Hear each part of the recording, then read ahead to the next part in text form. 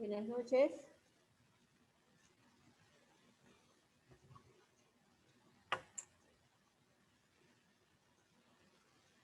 Buenas noches, ¿cómo van?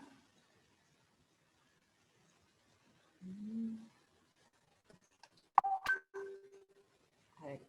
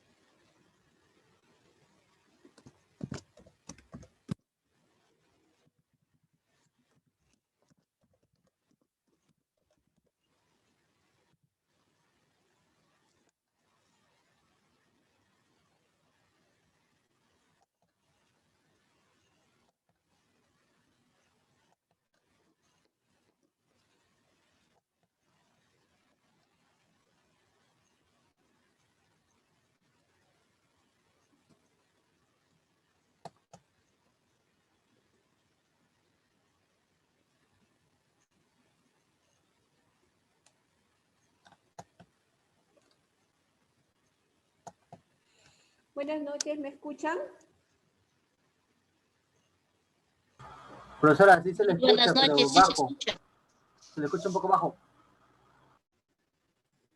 Ya. A ver, ahora. ¿Me escuchan? Sí, ahora sí. Yo les escucho perfectamente. Sí, Ya. sí se le escucha. Ok, entonces, hoy día vamos a hacer la clase, vamos a mirar los procesos de planificación en el curso de currículum. A ver, ¿qué tal? ¿Cómo han estado esta semana? Espero que todo bien, todos ok, bien de salud. Sí, profesora, Sí. todo bien. Excelente, excelente. Bueno, algunas cosas. Excelente. ¿Perdón? Algunas cosas estamos ahí, pero sí, todo bien, gracias a Dios.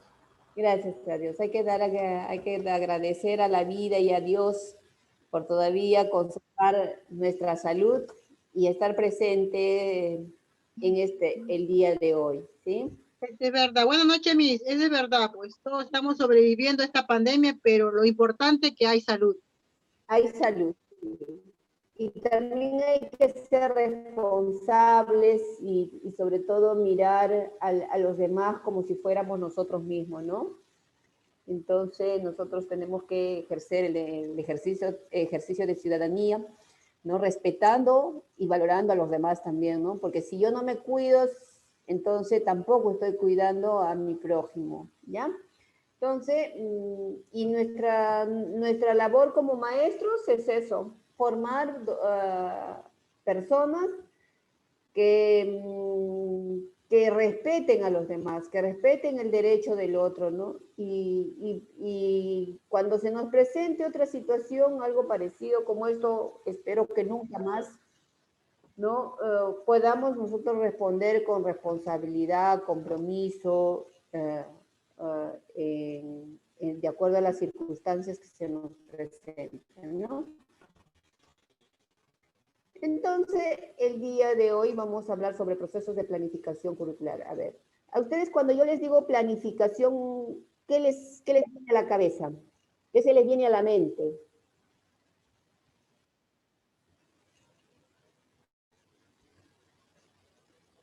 Organizar, Miss. Organizar. Organizar, ¿no es cierto? Muy bien. Eso es planificar. Generalmente nosotros, por ejemplo, como ciudadanos, no estamos acostumbrados a planificar. No es parte de nuestra cultura, así como no es leer tampoco mucho, ¿no? O sea, hoy en día se está incentivando, motivando la lectura. Igualmente es la planificación, porque toda la gestión pública también está entrando en un proceso de modernización, ¿no? Y que se está proponiendo que todo sea planificado, ¿no? Que todo tenga todo identificado, todos sus procesos para llegar a la meta, ¿no? Y obtener buenos resultados.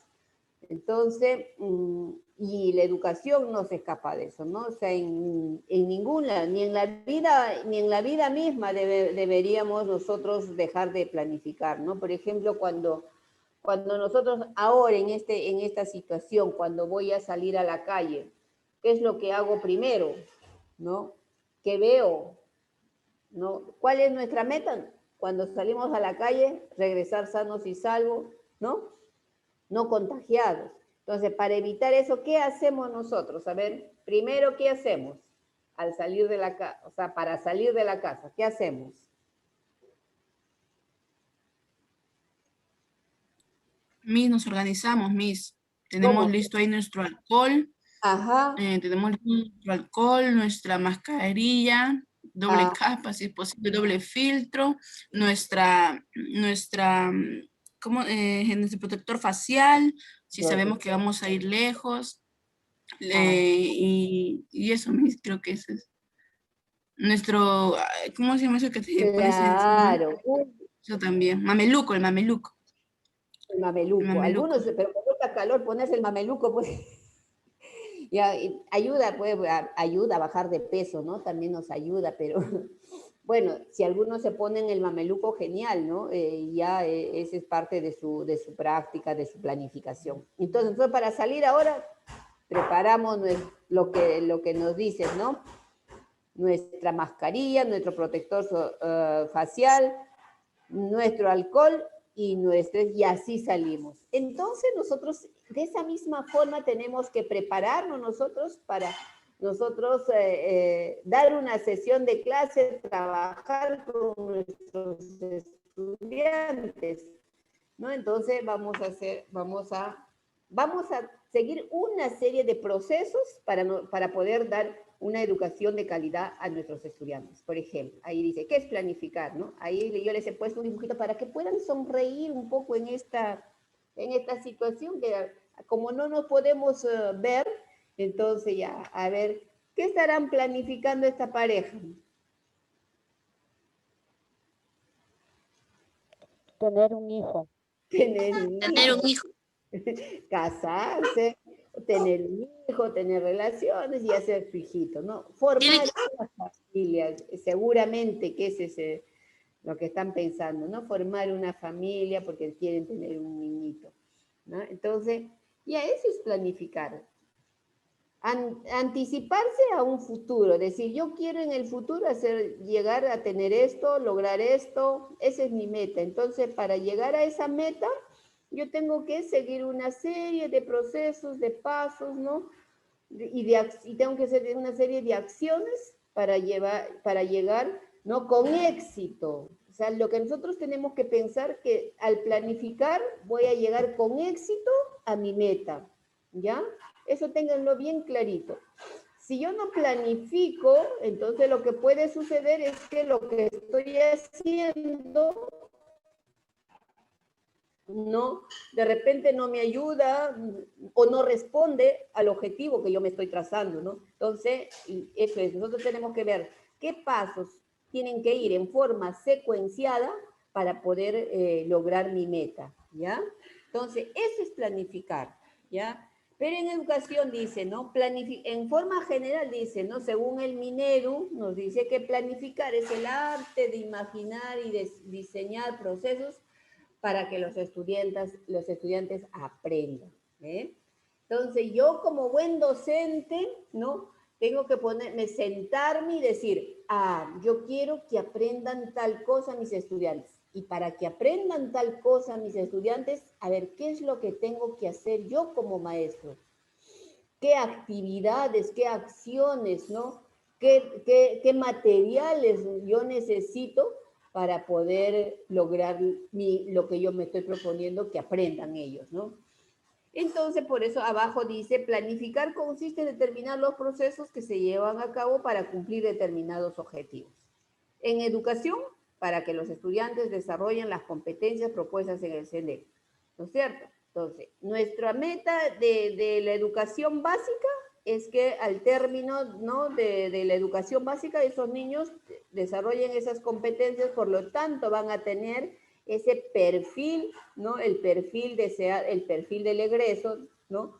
Deseado por nuestra sociedad, porque toda la sociedad aspira a una persona que tenga el perfil propuesto en el CENEP, ¿no es cierto? Entonces, nosotros tenemos que imaginarnos ese camino, esa ruta, para poder lograr alcanzar, ¿no?, que nuestros estudiantes cumplan o desarrollen las competencias. Muy bien. Ahora, dice, el primer paso, lo primero que tengo que hacer yo como maestro, dice, ¿qué aprendizajes deben lograr mis estudiantes? ¿Sí? ¿Qué es lo que deben aprender mis estudiantes? A ver, ¿qué es lo que deben aprender mis estudiantes en la escuela? ¿Qué tienen que aprender?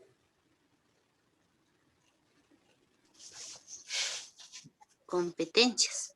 Las competencias, exactamente. Dice, el primer paso para nosotros, ¿no? ¿Qué aprendizaje deben lograr? Yo tengo que determinar, dice, el propósito de aprendizaje con base en las necesidades identificadas. O sea, mis alumnos, ¿cómo tenemos que hacer nosotros un diagnóstico, ¿no es cierto? Dice, tenemos que hacer un diagnóstico de nuestros estudiantes.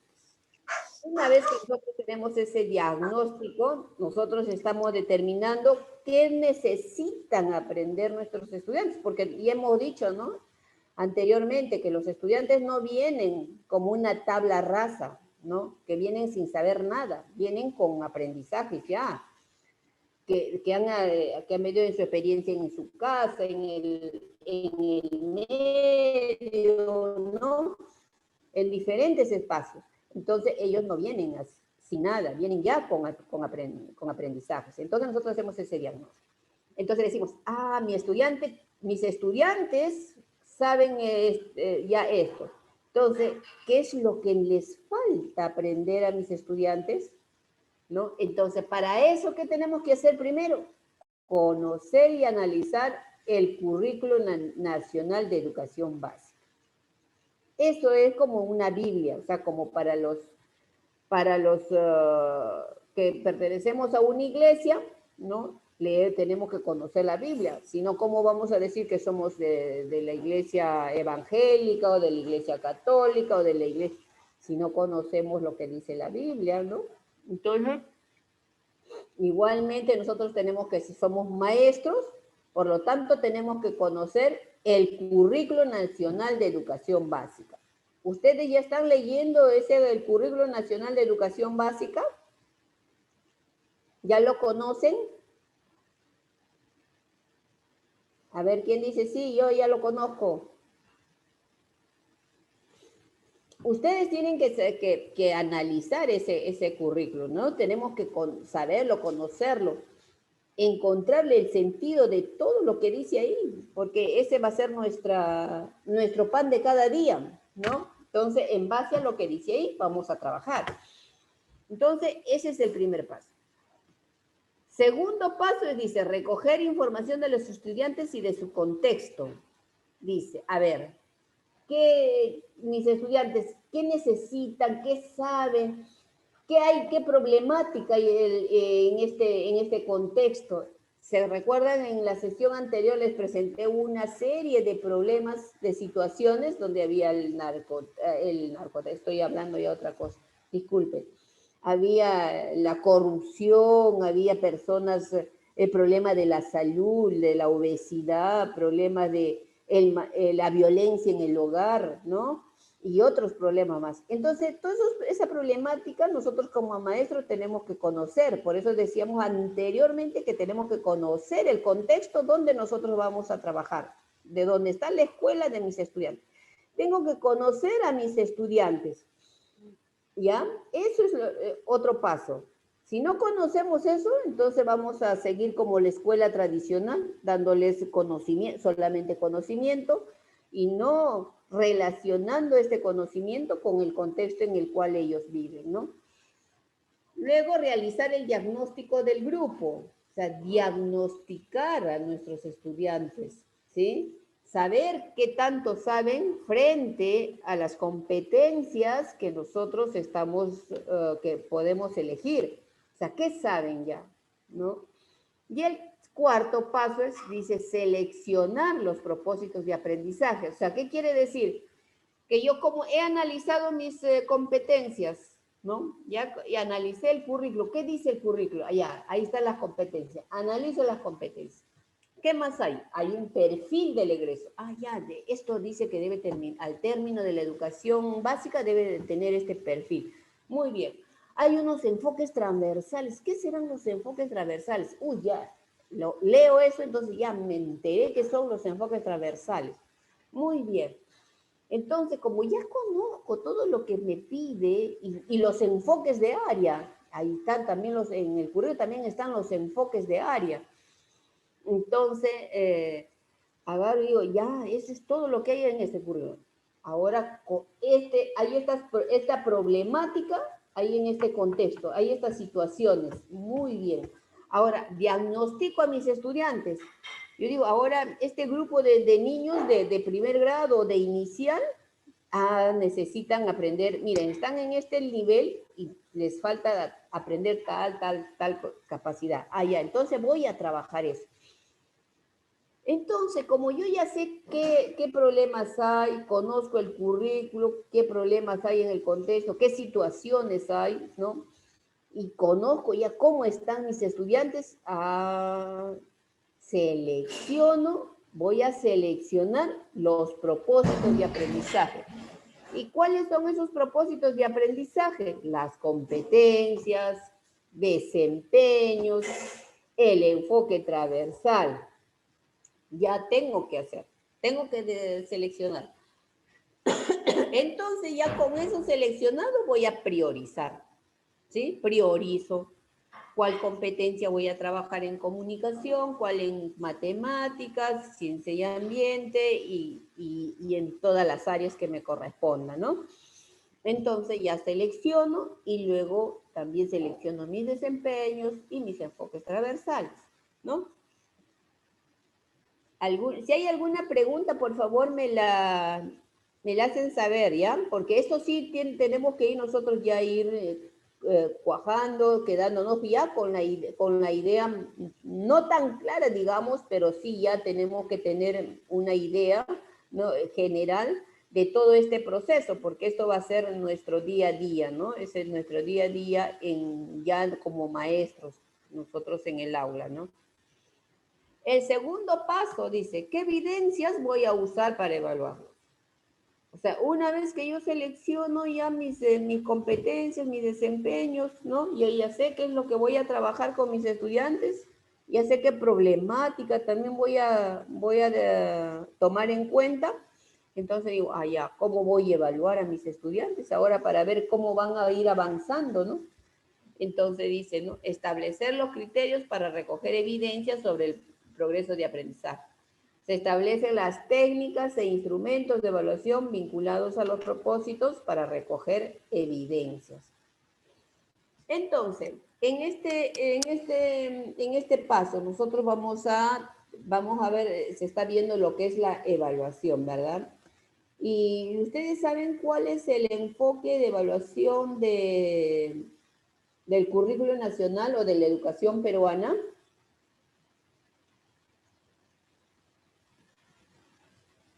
¿Alguien sabe cuál es el enfoque de evaluación?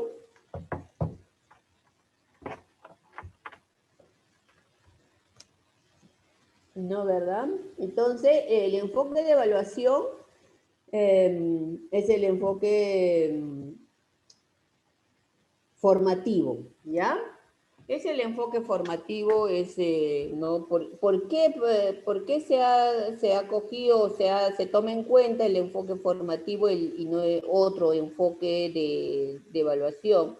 Porque antes nosotros, ¿cómo era nuestra evaluación?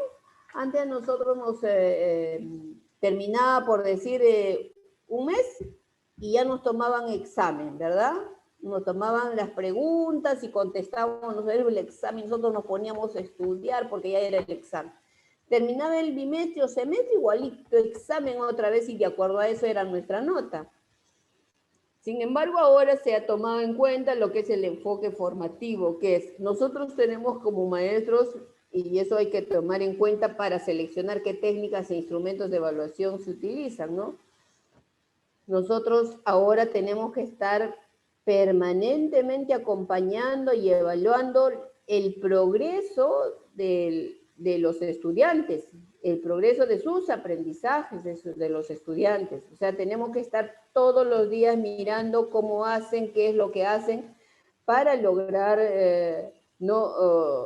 responder a los propósitos de aprendizaje que nosotros le hemos propuesto al estudiante. ¿Qué es lo que hacen? ¿Cómo lo hacen? ¿No? ¿Cuánto tiempo se toman de cada uno de estos procesos para poder alcanzar el aprendizaje? Entonces, nosotros tenemos que estar pendientes, ¿ya? Por eso dice una evaluación formativa. O sea, todos los días tenemos que estar evidenciando, ¿no?, los criterios que nosotros hemos seleccionado para poder evaluar el avance, ¿sí?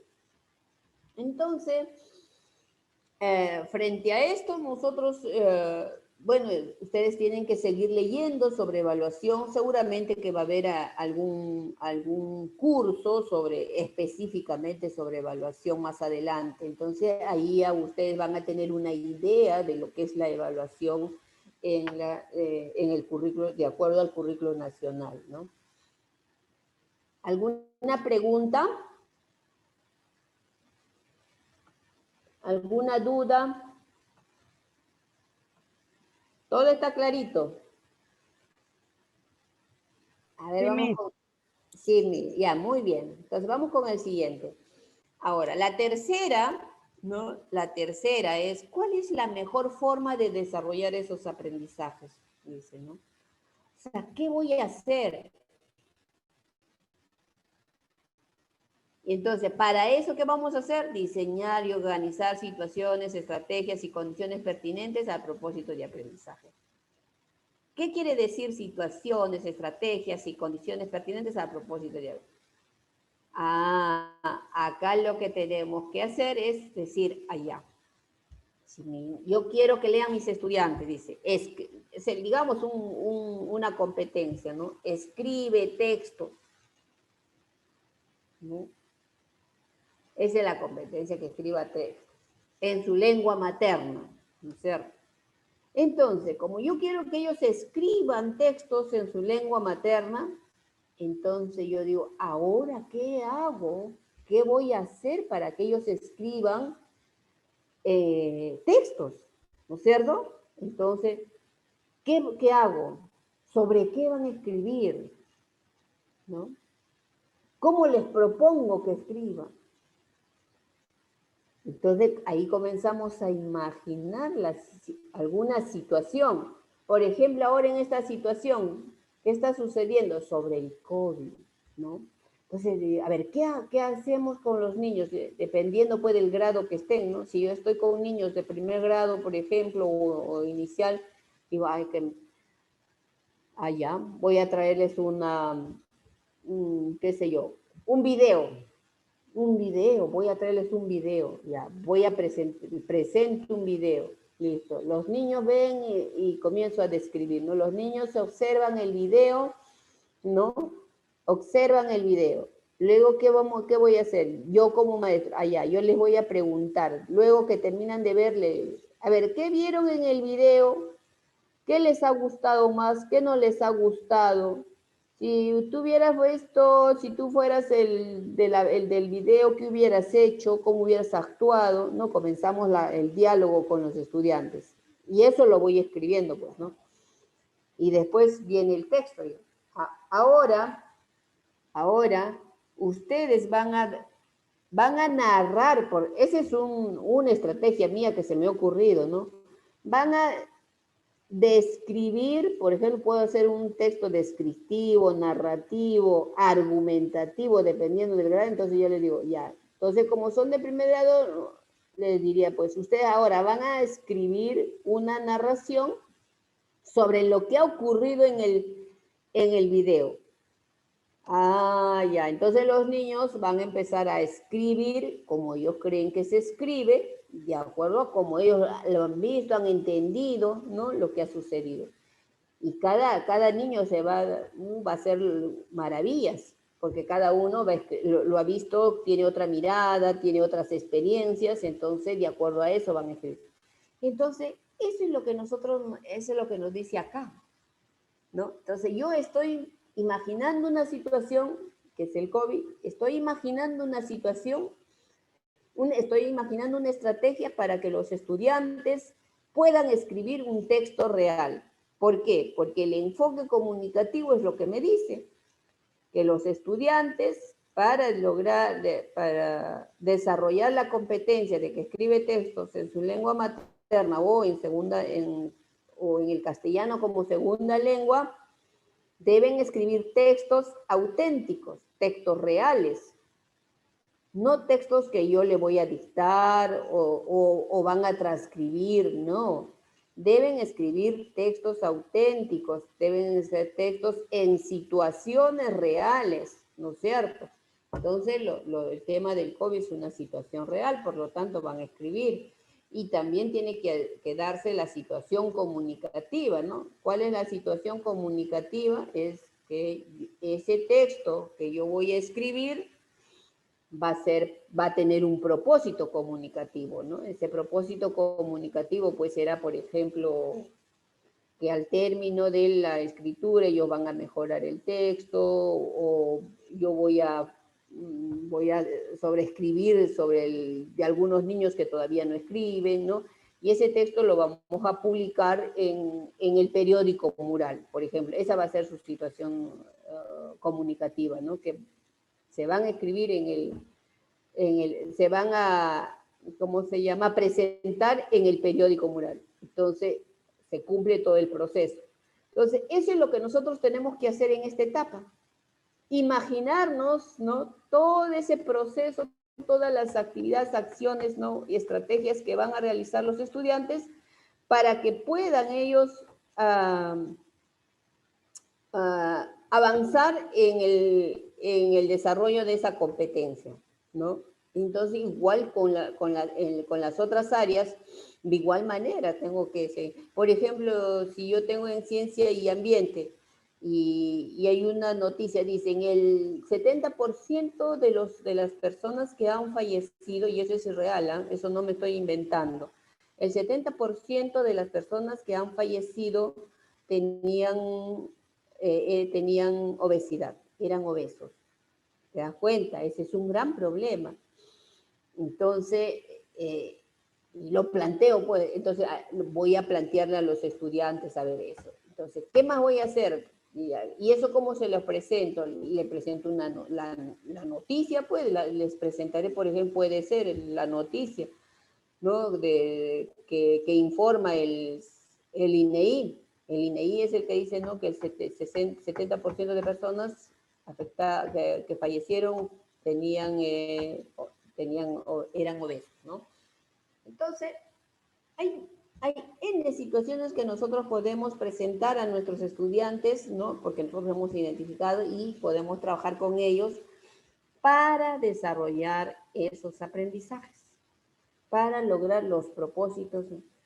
Y luego el siguiente paso dice, una vez que yo tengo entonces organizo todas mis acciones, que son mis actividades, en cuánto tiempo lo voy a hacer, dónde lo voy a hacer, porque ya les he dicho que no solamente dentro del aula se aprende, ahora a partir de la pandemia, en la casa se aprende también, pues, ¿no? Ahora estamos aprendiendo en casa, no estamos en el aula, estamos a distancia, ¿no?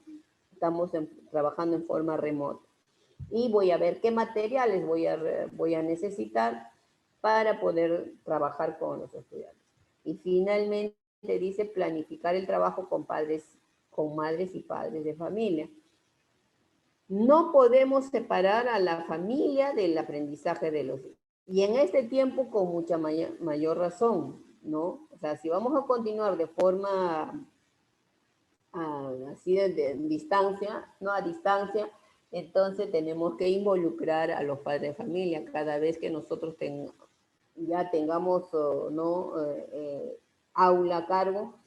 Entonces, si estamos en forma presencial o en forma a distancia, en forma virtual, de todas maneras tenemos que involucrar a la familia, ¿no? Quien esté a cargo del estudiante, ya sea el padre, la madre o algún familiar. ¿Por qué? Porque el estudiante solo tiene la escuela tiene que contar con el apoyo de los padres, ¿no? Para poder formar y hablar el mismo idioma tanto en la escuela como en el hogar. Porque a veces en la escuela nosotros aplicamos o consensuamos sobre todo, ¿no? Consensuamos normas y en la escuela a veces los niños por la presión de los mismos compañeritos, los niños se adaptan a esa presión en la escuela, pero cuando llegan al hogar, pues la familia los deja a veces salir del albedrío, ¿no? Si no les conté en alguna oportunidad, creo que cuando hacía yo mis reuniones con padres de familia, entonces madres que tenían hijos de 7, 6 años, de primero, segundo, tercer grado, y decían, pero profesor, me decían, mi hijo no me hace caso, o sea, no quiere sentarse a hacer la tarea, porque nosotros trabajamos lo que es el currículo del hogar. Entonces decía, pero no quiere sentarse, se va nomás. Y le digo, ¿y quién tiene la autoridad en el hogar? ¿Es usted o es el niño? ¿No? Entonces, una cosa es querer a sus hijos y otra cosa es tener autoridad y querer formar un buen hijo. Le digo, imagínese ese niño cuando llegue a secundaria y ya no le va a pedir ni permiso para salir de la casa ni para nada, ya no, ni respeto le va a tener, pues. Entonces, ¿cómo formamos nosotros a nuestro? Por eso hoy día es importante que esté los padres presentes en la educación de sus hijos, ¿no? Y por lo tanto, el docente con el padre de familia deben tener una comunicación fluida, permanente, ¿no es cierto? Entonces, bueno, estos son los 3 procesos que considera, de acuerdo al Minedu, ¿no? Considera que se debe tomar en cuenta para realizar la planificación del currículo, ¿no? La planificación curricular en el aula. A ver, hasta aquí. ¿Alguna pregunta o algo que no hayan entendido, por favor?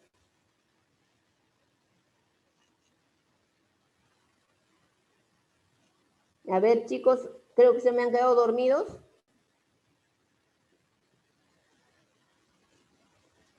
¿Están despiertos? No, no se me ha quedado dormida. Sí, pues porque como no me contestan, pienso que están dormidos. Entonces voy a comprar mi campana para de rato despertarlos. No, todos Ya, estamos ¿alguna atentos, pregunta, escuchando. alguna duda? Ya, muy bien. Está claro, ¿no? Sí, todo Ya. claro. Y si les mando a hacer una planificación en este momento, ¿podrían hacerlo?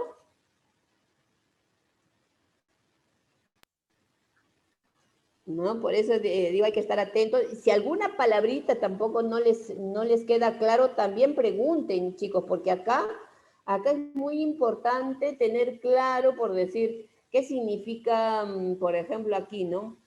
Podríamos decir organizar acciones, tiempo, espacio, materiales. ¿Qué significa propósito de aprendizaje, ¿no?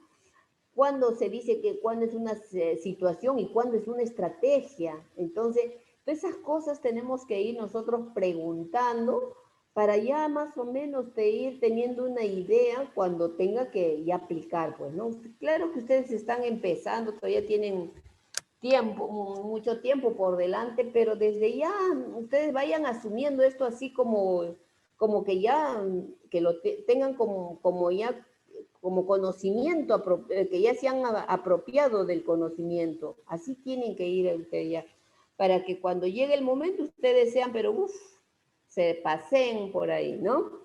o cuando vayan a algún colegio, ¿no? Cuando ya salgan ustedes a laborar, donde los contraten y, uy, maestra, usted sí que sabe, ¿no? Entonces, uy, palmas para ustedes. Entonces, así tienen que ser, ¿ya, chicos? Muy bien, ahora sí. Recuerda, acá tenemos 4 consejitos, ¿ya? Estos 4 consejitos se lo van a tomar en cuenta. Dice, el 1, el primer consejo, recopilar evidencias diagnósticas que permite establecer una línea de base para poder establecer las brechas entre su aprendizaje actual y lo que se desea alcanzar durante el ciclo o grado. ¿Esto qué quiere decir? ¿Alguien me puede explicar? A ver, alguno de ustedes que está muy atento ahí, ¿me puede explicar esto?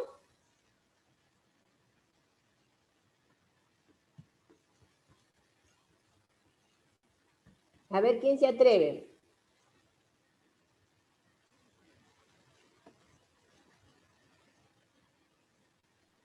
Miss, se relaciona que las profesoras cada vez que van haciendo una secuencia de clase, recopilan las evidencias de los niños que van realizando en el aula.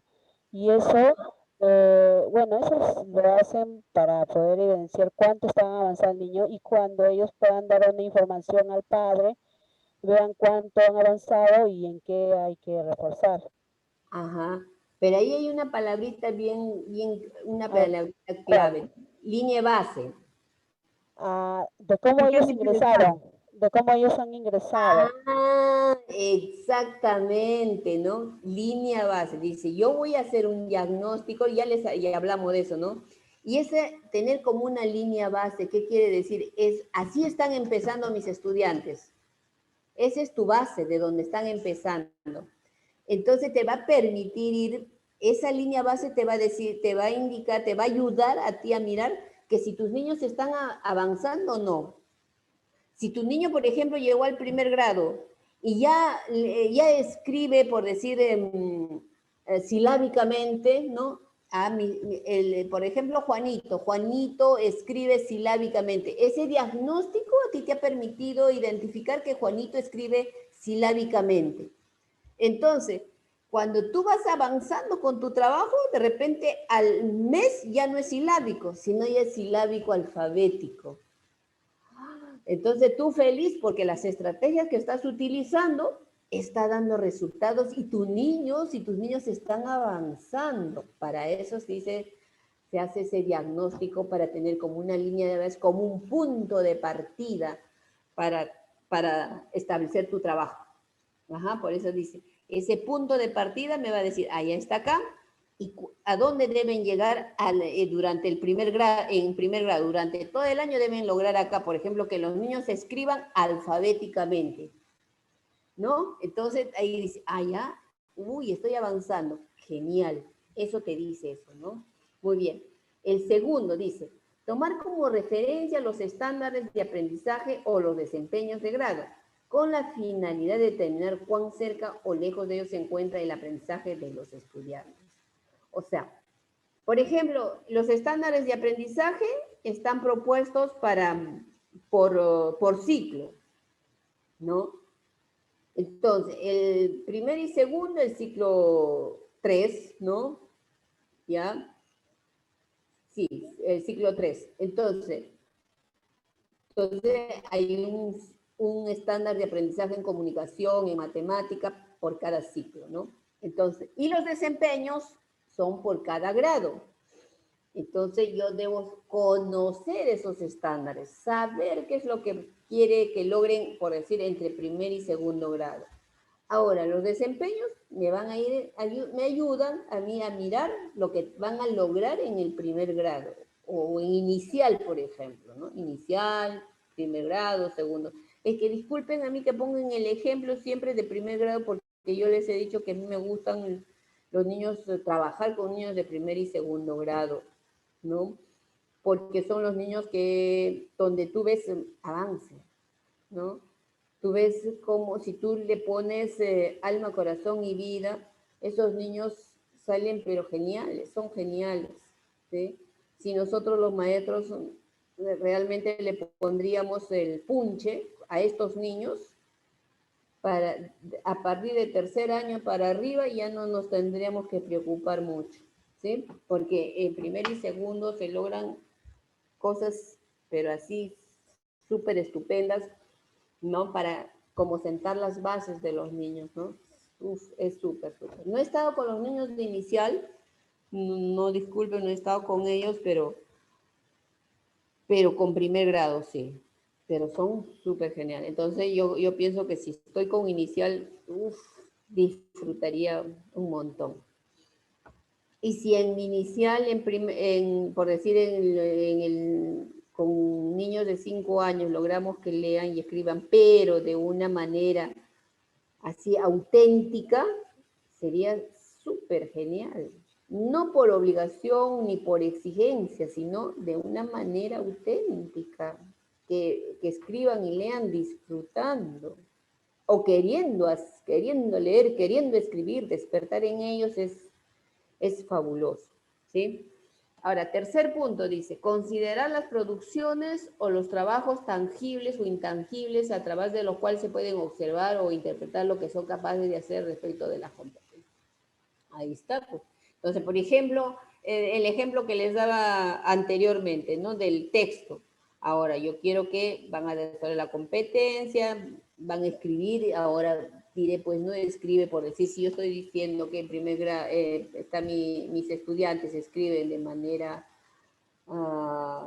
el diagnóstico dice que están escribiendo solamente silábicamente, entonces ese escrito no voy a mirar si escribieron bonito, su letra fue bonita, eso no voy a leer, si lo escribieron no. Lo que voy a ver es cuál es el nivel de su escritura. De repente, pues, cuando escribieron lo del COVID, eran silábicos, pero luego pasaré el tiempo y luego ya en otro texto ya los niños voy a identificar que ya son silábico-alfabéticos, ¿no? Entonces, esas cosas nosotros tenemos que ir recogiendo esas evidencias, lo que me va a ir a mí, me va a permitir ir evaluando cómo están avanzando, ¿no? O también hay evidencias, aquellas que yo las observo, ¿no es cierto? También hay observación, ¿no? Porque no todo es tangible, sino también la observación. Por ejemplo, hay las capacidades de dialoga, conversa, sustenta, argumenta, ¿no? ¿Eso cómo lo voy a ver? No solamente tengo que hacer que escriban un argumento, sino en el diálogo, ¿no? Yo voy a observar a ver cómo ese niño va a argumentar lo que nos está proponiendo. Entonces también hay ¿no? Y para eso tengo que utilizar ¿cómo se llama? Una técnica para poder recoger esa evidencia, ¿no? Tengo que tener mi instrumento de evaluación para recoger esas evidencias, ¿no? En el cuarto punto que debemos tomar en cuenta, dice analizar e interpretar la evidencia de aprendizaje, es decir, describir qué capacidades pone en juego el estudiante para organizar sus respuestas, las relaciones que establece, los aciertos, las estrategias que usa, los errores frecuentes y sus posibles causas. ¿Se dan cuenta? Entonces nosotros tenemos que ser muy analíticos para poder tomar una decisión, pero así precisa. No vaya a ser que porque el niñito me cae simpático, esa niña me cae pero súper chinche, la jalo. Pero el niño que me cae súper bien simpático, uy, le pongo 20. Esa no es evaluación, ¿no? Nosotros tenemos que ser muy precisos y muy transparentes en esta situación de evaluación, porque de acuerdo a eso vamos a ver cómo están aprendiendo, y en base a lo que nosotros analicemos y saquemos nuestras conclusiones, vamos a poder ayudar a nuestro estudiante a avanzar en su proceso. Si no hacemos un buen análisis, de repente no podemos ayudarle adecuadamente, porque acuérdense que a partir de la evaluación o del análisis de estas evidencias, nosotros tenemos que dar la retroalimentación, ¿no? Para ayudar a nuestros estudiantes a avanzar en el proceso, ¿ya? ¿Me están entendiendo chicas y chicos? ¿O ya los dormí? No, Miss, sí. Sí, Ah, yo Miss. pensé que ya les había puesto una anestesia. Estamos atentos. Estamos atentos, Miss. Ya, muy bien, muy Gracias. bien. Pero solamente están ustedes dos. ¿Quién más está? Sí, Miss, yo también. Amiga, Ya, ya. estamos escuchando. Ya, pero me gusta que hablen de rato en rato, ¿sabe por qué? Porque ahorita si ustedes no me hablan, no me conversan, es como estamos todavía entonces en la educación tradicional, donde yo solamente te hablo, que te hablo y ustedes están escuchando nada más, ¿no? Por eso es bueno de rato en rato, ¡pum! Aunque sea una pregunta, algo que se les ocurra, ustedes pregunten nomás, ¿ya? Muy bien, sigamos. Ahora, la planificación tiene dos momentos, ¿no? La planificación anual, dos procesos, dos momentos. La planificación anual y la planificación a corto plazo. Entonces, la planificación anual es aquella planificación que se hace para todo el año, ¿sí?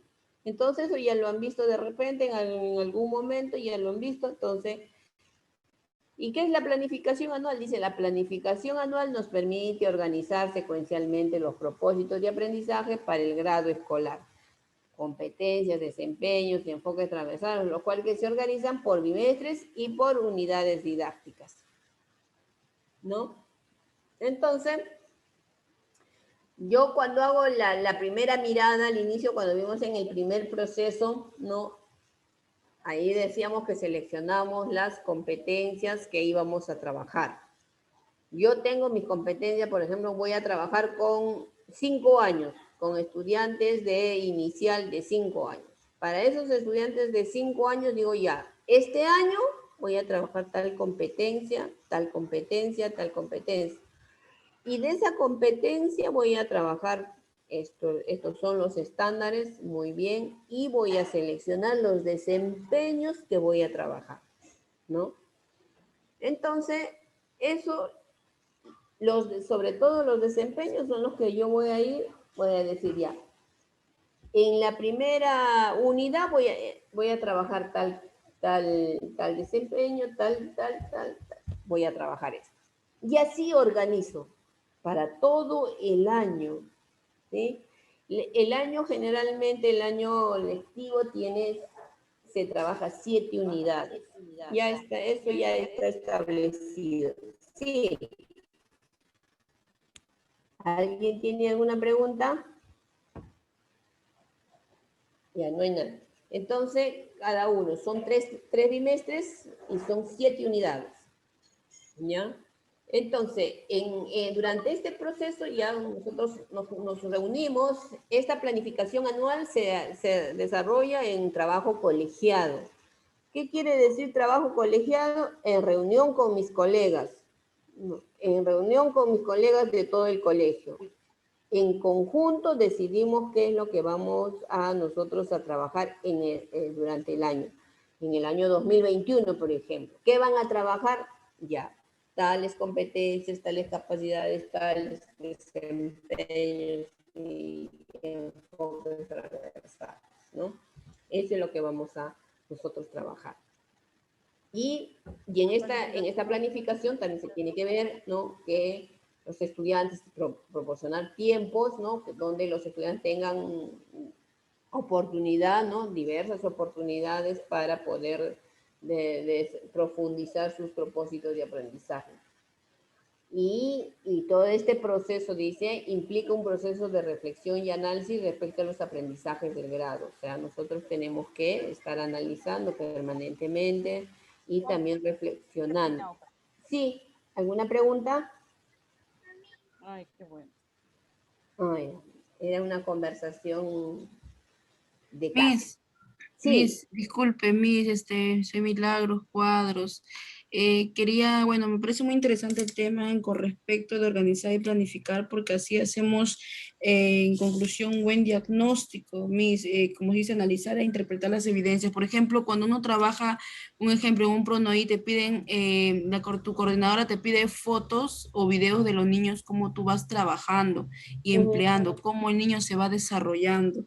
Entonces, este tipo de análisis. No sabía que se analizaba, Miss. Hoy día aprendí que no sabía que se analizaba y se interpretaba las evidencias. Yo pensé que solamente era tomar foto y ponerlo en la carpeta pedagógica, pero no es así, sino que es analizarlo e interpretar. No sabía, Miss, por fin, o sea, hoy lo entendí más, claro, que es hacer un seguimiento al niño hasta que cumpla todas sus competencias, Miss. Gracias por eso que sí. Claro que sí, eso es analizar, sobre todo, mire, por ejemplo, si la competencia te dice escribe textos, ahorita no recuerdo, sería bueno, hubiera sido bueno para la siguiente clase, voy a preparar mejor algo así, más preciso, un desempeño, ¿no? Y cómo se analiza esa evidencia. Esa evidencia, lo que tú vas a analizar no es el resultado final, sino todo el proceso que ha seguido ese estudiante, ¿no? Y todo lo que te dice con respecto a la competencia, ¿no? Por decir, cuando hemos analizado el texto, ¿no? El texto que ha escrito ese niño, por ejemplo, yo decía que empezó como escribe en forma silábica. Entonces, yo al leer el texto veo que ya tiene algunas palabras alfabéticas. Entonces, yo en mi análisis dice, no, este niño avanzó porque escribe ya algunas palabras en forma alfabética. Entonces, algunas palabras ya te está evidente. Eso es lo rico en un análisis, porque te estás dando cuenta cómo está avanzando frente a la competencia, ¿ya? Entonces, eso es analizar la evidencia. No es que ya lo hizo, no. Ya, 20 porque cumplió con que hizo por decirle, dijiste que haga, qué sé yo, un mapa para niños de más grande, un mapa mental. Genial, hice el mapa mental y por tanto le tengo que poner 20. No, señores. Yo porque me hice el mapa mental no le voy a poner 20. No, tengo que analizar si ese mapa mental es coherente, si cómo ella ha hecho por ejemplo, cómo ha identificado ideas, si las ideas son claras, responden al tema. Eso es lo que tengo que ver. Porque no es el producto lo último lo que evalúo es cómo ha llegado a ser ese producto. Y eso es analizar. ¿Sí? Muy bien, chicas. Felicitaciones, hija, felicitaciones. Entonces, esta planificación anual, eso es lo que tenemos que hacer. Si esto se hace al inicio del año, ustedes saben, se hace al inicio del año y se hace en trabajo colegiado, ¿no? Entre todos los docentes ayudamos, analizamos y hacemos la propuesta para todo el año. Y luego viene la planificación a corto plazo, ¿no? Viene, ahí está la unidad, ya está más chiquita, acotada la unidad, están las sesiones, una sesión por cada día, ¿no? Entonces, de acuerdo al área que me toca. Y eso corresponde a la planificación a corto plazo. ¿Y qué son las unidades didácticas y las sesiones de aprendizaje? Las unidades didácticas se plantea para un tiempo corto, un mes, dice, según lo previsto en la planificación anual. Y de ser eso a través de una secuencia de sesiones de aprendizaje. Y las sesiones de aprendizaje, ¿cuáles son? Se organizan en forma secuencial y temporal las actividades que se desarrollan en el día a día, ¿sí? Entonces, hasta aquí, mire, ya está la planificación. Entonces, ya para una siguiente oportunidad, cuando se trabaje lo que es ya la planificación curricular, ahí ya se irá desagregando, viendo qué pongo en la unidad, cómo se organiza, ¿no? Una sesión, cuál es la estructura de una unidad, cuál es la estructura de una sesión de aprendizaje. Entonces, ahí ya va a ser más acotado, ¿no? ¿Listo? A ver, hasta aquí hemos llegado. A ver, chicas, ¿alguna pregunta?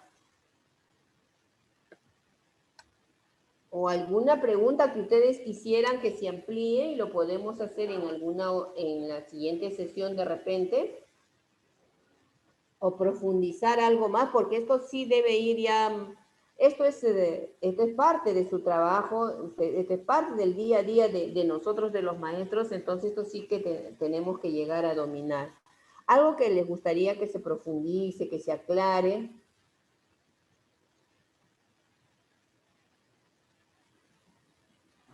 Profesora, ¿qué tal? Buenas noches. Buenas noches. Profesora, sí, ¿me podría explicar un poquito mejor sobre el tema de lo último que estamos viendo ahorita, planificación a corto plazo, por favor? Ya. Mire, ahorita lo que es la planificación a corto plazo, les estoy dando el marco general de lo que es la planificación a corto plazo, ¿no es cierto? Entonces, la planificación a corto plazo son las unidades ya didácticas y las sesiones de aprendizaje. Las unidades didácticas son aquellas que se planifica todo por mes, ¿no? Son 4 semanas, ¿no? 4 semanas. ¿Qué voy a trabajar en esas 4 semanas?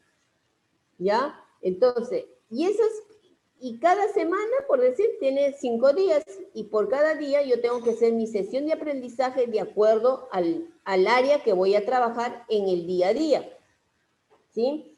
Entonces, pero ya la parte más precisa, o sea, ya la parte, la estructura, mejor dicho, cómo se parte, cuáles son sus componentes de una unidad didáctica, de una sesión de aprendizaje, eso ya se va a ver en otra sesión, ¿sí?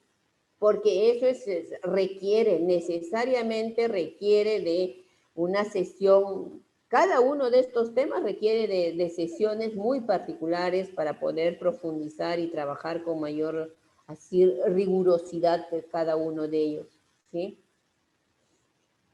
Entonces, ya eso lo estoy anotando, ¿ya?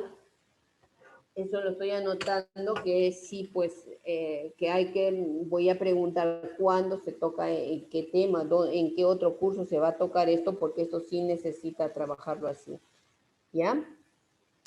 Entonces, hasta aquí hemos llegado con lo que es el proceso de planificación curricular, ¿ya? Y voy a pasar al otro curso. ¿Sí les parece, chicos? Ok, Miss. Ok, entonces me dan un minuto, por favor.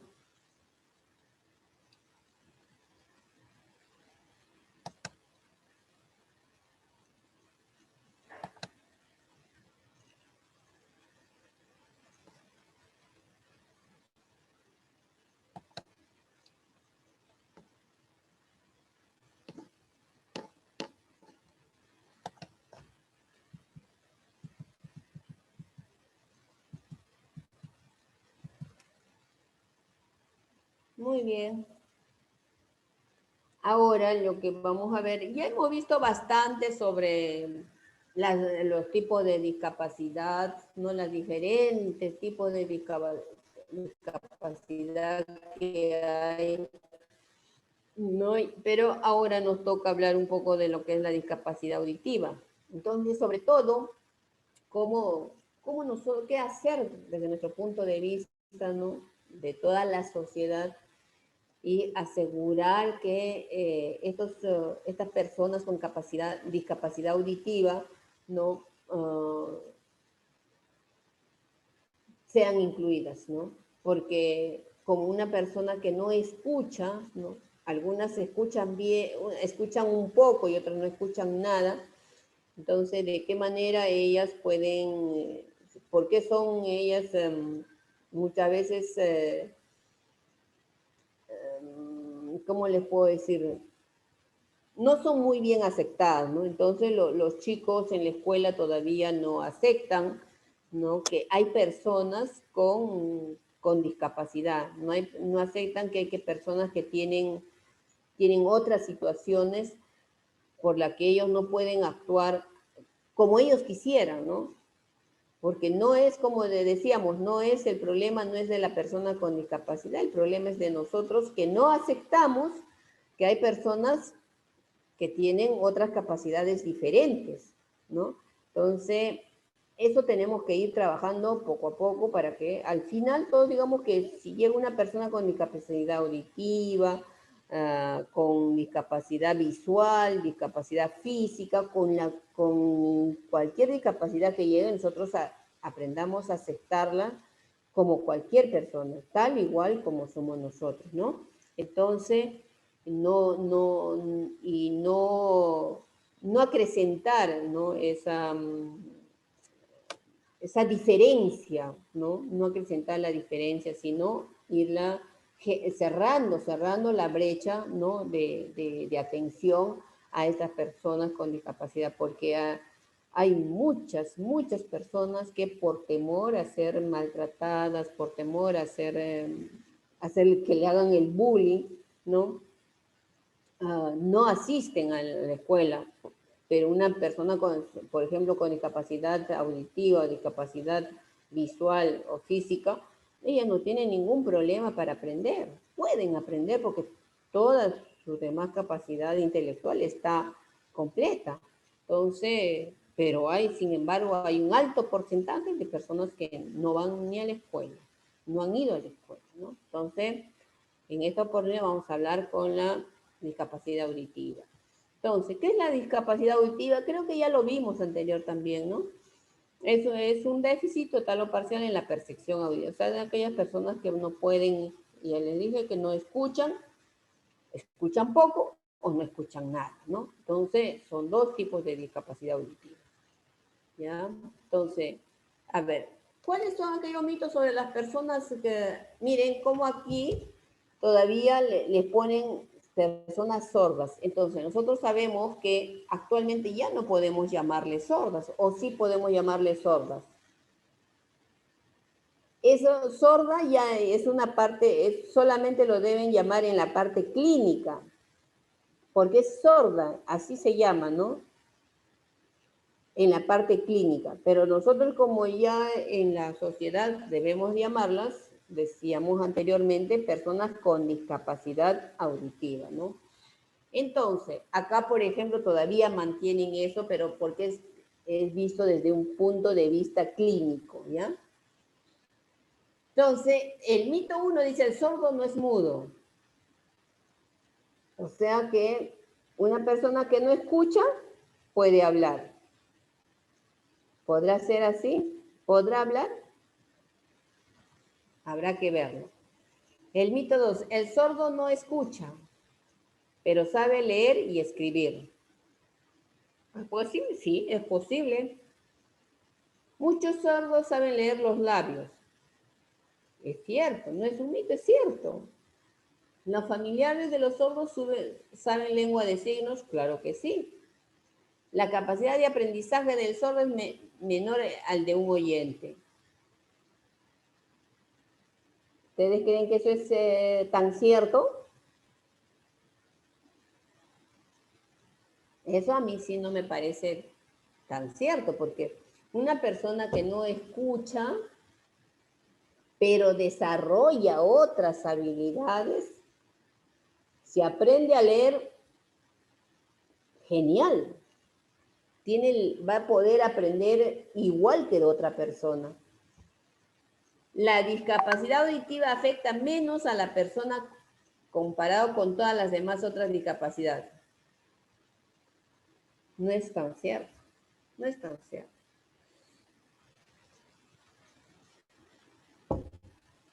La lengua de signos es universal. Depende del idioma también, porque hablen, ¿no es cierto? Depende del idioma. Ahora dice, ¿cómo nos comunicamos con ellos? A ver, ¿cómo podemos comunicarnos nosotros de una forma que sea adecuada y que no hagamos sentirla pues que le estamos diciendo sordo, ¿no? Que es una persona que no escucha, ¿no? Sino que sea una comunicación pertinente. ¿Cómo nos comunicamos? Por ejemplo, ¿cómo nos diría la persona con discapacidad? Alguna forma de llamada, por ejemplo, ¿cómo le avisamos? ¿No? Dice, con un toque en el hombro. O sea, vamos y si quiero acercarme a una persona que sé que si le digo, Juanito, no me va a escuchar, voy, me acerco y le toco el hombro. Llamar a una persona que está lejos con la mano en alto, ¿no? Dice, hola, yo le levanto la mano, entonces no me va a escuchar, pero sí me va a ver, ¿no? Va a decir, sí, es conmigo, ¿no? A un grupo de personas sordas mediante señales luminosas, mediante golpes en el suelo o mesa a través de la vibración. ¿no? Entonces, para llamar la atención. Estas son algunas formas de llamar, de comunicarnos con la otra persona sin hacerle sentir, pues, diferente, ¿no? Sin hacerle sentir diferente.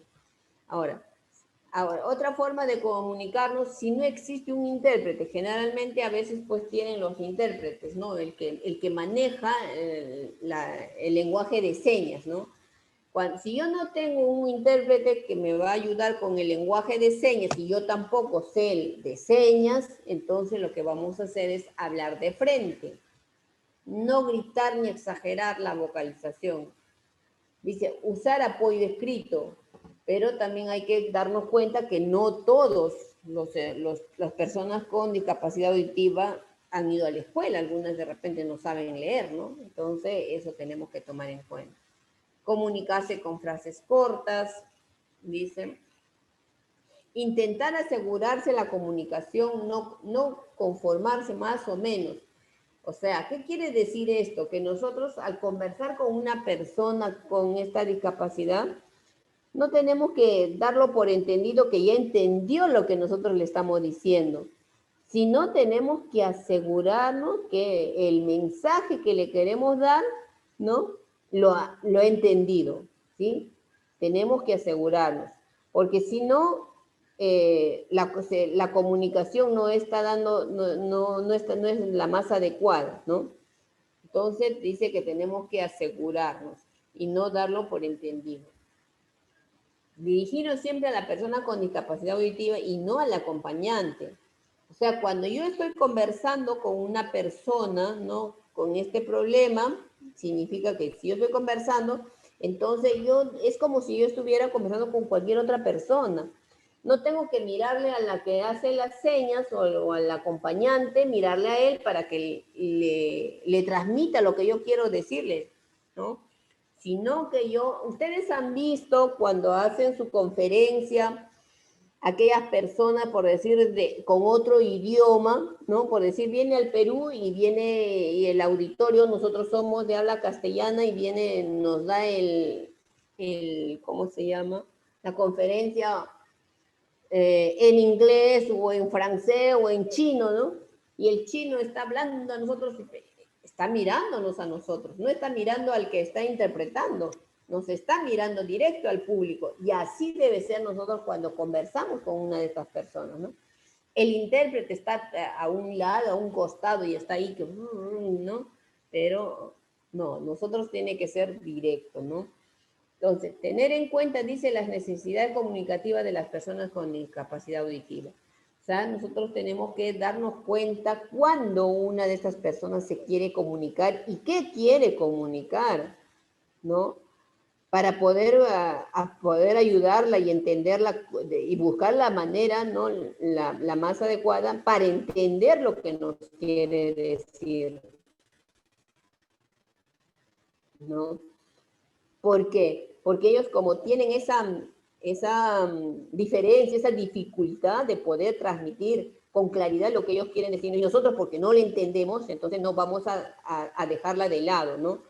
Tenemos que buscar, tenemos que tomar en cuenta de que las personas, ellas también necesitan comunicarse, y nosotros tenemos que entender su mensaje de ellos también, ¿no? Y nosotros como vamos a tener en nuestras aulas a estas personitas, entonces tenemos que irnos preparando también, ¿no? Ya vamos a ir aprendiendo ya nuestras señas. A ver, vamos a ver así en forma virtual, a ver cómo podemos comunicarnos nosotros, ¿no? Pero si sabemos escribir, nos podemos comunicar en forma virtual adecuadamente, porque si escribo ya, pues no necesitamos hablar.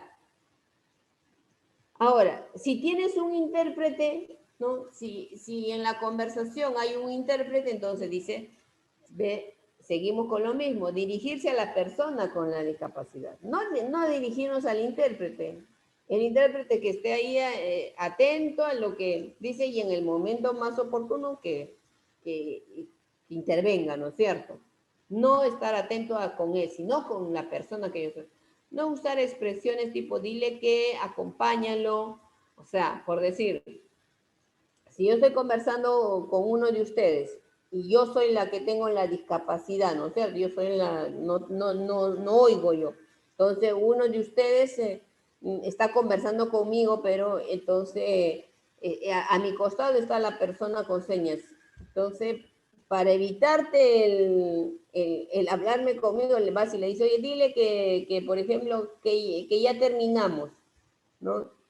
No, eso no es posible. Tiene que decirle todo directamente, ¿no?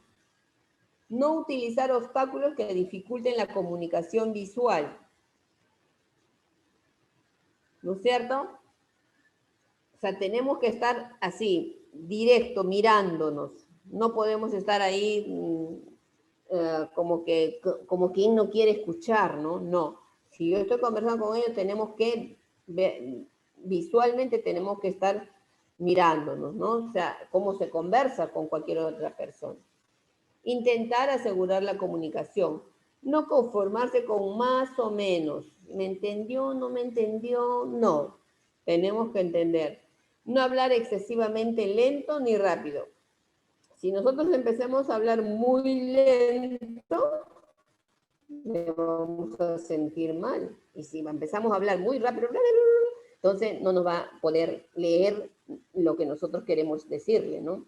Entonces tenemos que ser un lenguaje claro, muy bien pausado, o sea, no lento, pero no tampoco corre caminos, ¿no es cierto? No interactuar con el intérprete y sí con el paciente o con la persona con discapacidad, ¿no? O sea, yo no me puedo poder a conversar con la persona, ¿no? Que le está ayudando, ¿no? El que sabe de lenguaje de señas, a él le hablo y al otro lo dejo a un lado y el de las señas le va y le dice, no, ese es, hasta no es bien, no está bien, pues, ¿no? No es ético, ¿no? Porque no estaríamos respetando, no estaríamos respetando a la otra persona, ¿no? No estaríamos respetando. Entonces, y ahí, ¿y cuáles son esos recursos con los cuales nos podemos comunicar? Tenemos los recursos, otra persona, pues los intérpretes, ¿no? Esos son los recursos que podemos utilizar para comunicarnos con las personas que no escuchan, ¿no? Que tienen esta discapacidad. Entonces, los intérpretes. Y acá los recursos técnicos. Yo les decía, ¿no? Si ustedes y yo somos, podemos tener una discapacidad auditiva, una capacidad, ¿no? Entonces, por el chat podríamos ser campeones chateando si sabemos escribir. Entonces no tendríamos ninguna dificultad, ¿no? Entonces, por el chat sí podríamos conversar todo el día y toda la noche, ¿no? Entonces, a eso también, ¿no? Esos son los dos recursos que podemos utilizar. Y el lenguaje de señas, ¿no? El lenguaje de señas, siempre y cuando ambos, por ejemplo, yo como docente, aprenda el lenguaje de señas. Y dice, ¿no? Y dice, vimos en la sesión anterior que los maestros debemos especializarnos también para el futuro. ¿Por qué? Porque nuestras escuelas tenemos que recibir a esos estudiantes, ¿no? No solamente con discapacidad auditiva, sino discapacidad visual, discapacidad física, discapacidad intelectual, ¿no? Tenemos que recibir a esos estudiantes, no lo vamos a discriminar, ¿no? Porque estamos en una educación inclusiva, entonces las organizaciones, todos se van a empezar a movilizar para que estas personas, así como se dijo, analfabetismo cero en el mundo, o sea, y en realidad la tasa de analfabetismo ha disminuido, pero totalmente. En el Perú es no sé cuánto en los jóvenes, o cuál es la tasa de analfabetismo, casi ya estamos en el 1, 2%, creo 3%, ¿no? ¿Ya? Igual va a ser en el futuro va a ser con las personas con discapacidad. O sea, todas las personas con discapacidad van a asistir a la escuela, todas. ¿Por qué? Porque tienen derecho a desarrollarse. ¿no? Entonces nosotros como maestros tenemos que estar preparados. Entonces, y no excluirlos, ¿no? Por eso todas estas cosas que estamos viendo es para incluirlos a ellos en la educación, en la vida social, en la vida política, ¿no? Y en la vida económica. Porque si una persona se desarrolla adecuadamente, entonces tiene posibilidades de integrarse, de ser parte de la población económicamente activa, ¿no? De la PEA. Entonces, si no se prepara, no aprende algo para hacer, entonces no va a poder ser parte de esta población, ¿no? Entonces, lo que se quiere es que todos seamos capaces de ser responsables de uno mismo, ¿no? De poder satisfacer nuestras necesidades básicas por nuestro propio esfuerzo, ¿no? Entonces, porque tenemos derecho, ¿ya? Y cómo atender a una persona con discapacidad en el aula. Acá sí nosotros tenemos que poner ojo, pestaña y ceja, porque aquí ya vienen algunas formas de atención para que nuestro estudiante no se sienta excluido, sino se sienta integrado en la escuela. Esto ya es nuestra chamba, ¿sí? Esta es nuestra chamba. Entonces nosotros tenemos que tomar en cuenta bueno, algunas, ustedes de repente van a empezar a enumerar algunas otras más, pero estas son lo básico que nosotros, de las acciones que nosotros debemos tomar en cuenta para poder atender, ¿no?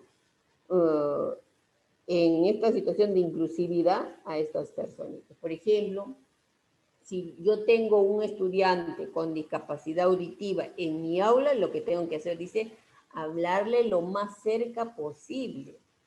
Debo colocarme a su misma altura y de frente, o sea, de igual a igual, o sea, tenemos que estar, como decíamos anteriormente, ¿no? ¿Cómo debe ser la comunicación?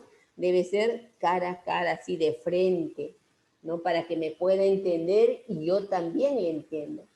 Evitar explicaciones básicas, o sea, si tú me escuchas normal, de repente con una explicación básica ya me puedes entender, pero una persona con esta discapacidad de repente no me entiende, ¿no? Entonces yo tengo que ser un poco más explícito o más explícita para poder lograr que me entienda perfectamente el mensaje que le quiero dar, ¿no? Dice, utilizar frases sencillas, completas y gramaticalmente correctas. No entrecortadas, porque a veces igual cuando tenemos niños pequeños, ¿no? ¿Qué les le decimos, ¿no? ¿Qué les? Como para que el niño, como que si le estuviera chochando, ¿no? Pero no es así, a los niños tampoco les tenemos que decir qué les, sino tenemos que decirle qué quieres, ¿no? ¿Qué deseas? Igual, nosotros tenemos que hablar correctamente con ellos, ¿no?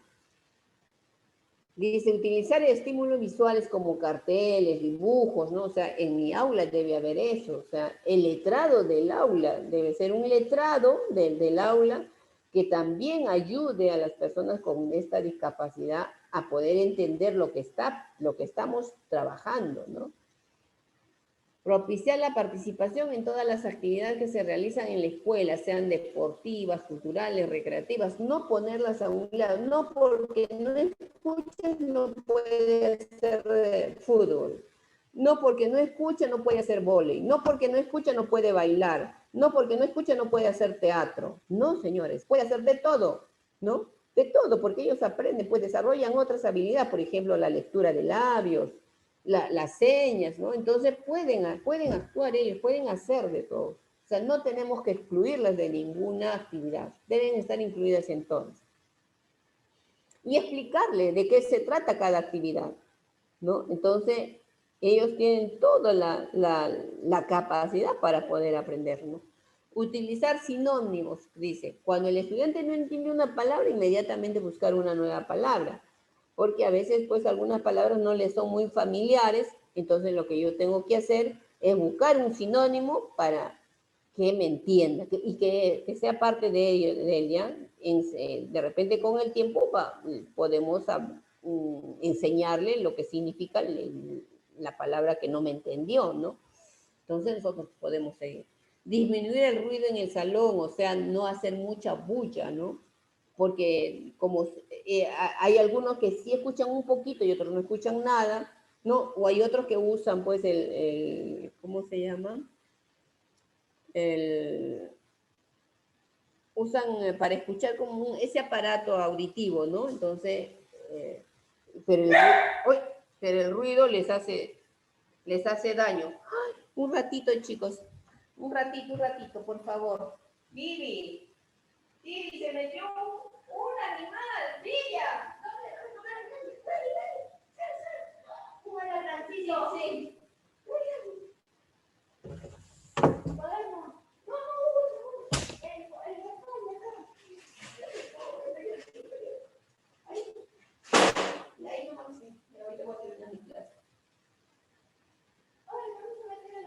Ahí está.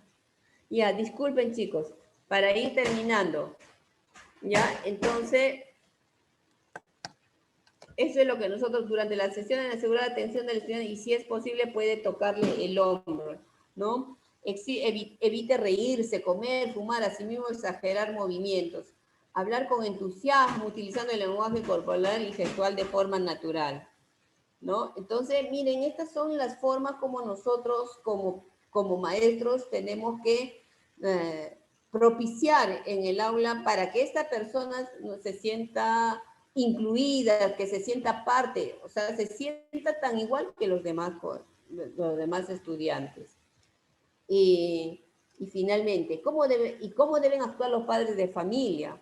O sea, no, ya hemos dicho que igual en la educación básica, ¿no? En nuestra educación básica de los niños que no tienen ningún problema, igual tienen que participar. Igual los padres y con mayor responsabilidad los padres que tienen niños con este problema. Dice formar equipo de trabajo entre docente, especialista y padre familia, establecer un código de comunicaciones, darle con anticipación los temas a tratar en la clase. O sea, ¿qué quiere decir esto? Que si yo voy a trabajar un tema X en un área, entonces el padre debe saber para ir ya trabajando de alguna manera con su hijo, ¿no? Participar en la escuela de padres, comprometerse y acudir a la escuela ante cualquier situación necesaria por su hijo docente.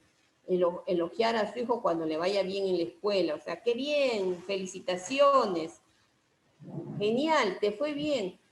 Entonces, esa es la forma que nosotros debemos trabajar con los padres de estos niños para que poco a poco ellos se sientan en un ambiente, pero así propicio para aprender, ¿no? Luego, apoyar en la realización. Es como todo padre. Si un padre, nosotros le dejamos la tarea, debe llegar a la casa y ayudar a los hijos a hacer. Y en el caso de estos niños, con mayor razón, ¿no? Debe haber alguien en el hogar, la familia. La familia es quien debe apoyar permanentemente, ¿no? Finalmente, verificar siempre que sus dispositivos auditivos se encuentren en perfectas condiciones. O sea, hay niños que utilizan estos dispositivos auditivos, no todos utilizan, ¿no? Algunos pues tendrán posibilidades, otros no de repente, pero el que tiene el padre tiene que estar. Entonces, estas son más o menos ser a nivel del hogar para nosotros incluir a estos estudiantes con discapacidad auditiva, ¿no? En el medio. Y ellos se puedan sentir, ¿no? Acogidos, se puedan sentir bien, puedan avanzar en su propio desarrollo personal, en su desarrollo educativo, ¿no? Y puedan, y al término de su educación básica, puedan ser unos ciudadanos con oportunidades tan igual que cualquier otra persona. ¿Sí, chicos? Entonces, eso es ha sido la sesión de hoy día. Espero que estas sesiones que estamos trabajando les ayude bastante a la responsabilidad que nosotros vamos a asumir en el futuro, ¿sí? Entonces, si hay alguna pregunta, algo que quisieran saber, ¿no? o algo que les haya quedado alguna duda, por favor.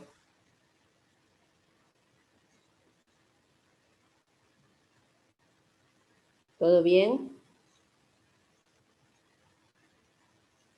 Sí, ¿Están Miss. ahí? Sí, Miss. Todo bien. Sí, Todo Miss. bien, Sí se ¿ya? entiende. Entonces, si ya no hay ninguna duda, me disculpan porque he tenido un visitante no tan bonito aquí. Entonces,